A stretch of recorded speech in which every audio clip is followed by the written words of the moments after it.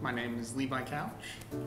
I grew up an Army brat, which for those of you who don't know just means that every 2 or 3 years I moved around. My dad was in the Army and we went from base to base, several times in the US, and I've lived in Germany a couple of times as well.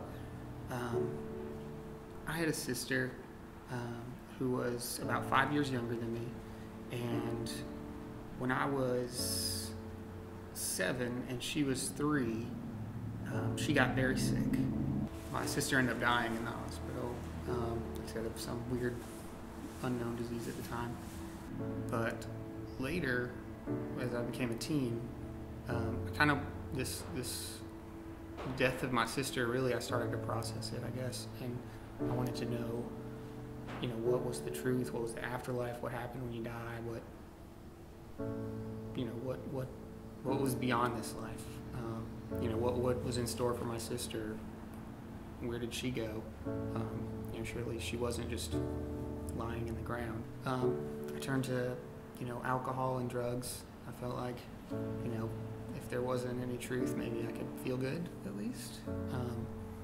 And so I began not only drinking and doing drugs, but dealing drugs. I guess was a middleman for several people who, distributed mostly marijuana.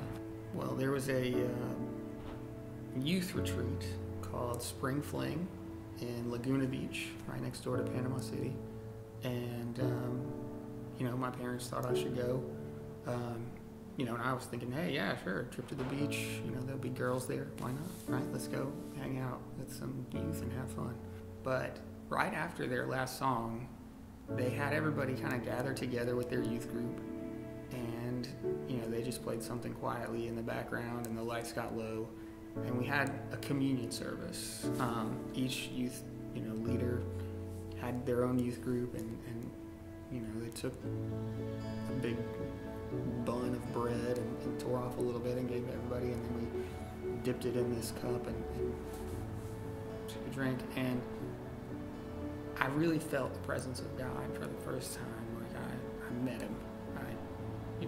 Even with my this is crap attitude, like he met me. I felt the presence of the Lord, and I knew that he was the one true God at that time, and I didn't know what to do with that, of course, but I did, say, I acknowledge your God, and this is definitely the truth, and I'll do whatever it takes to follow this path.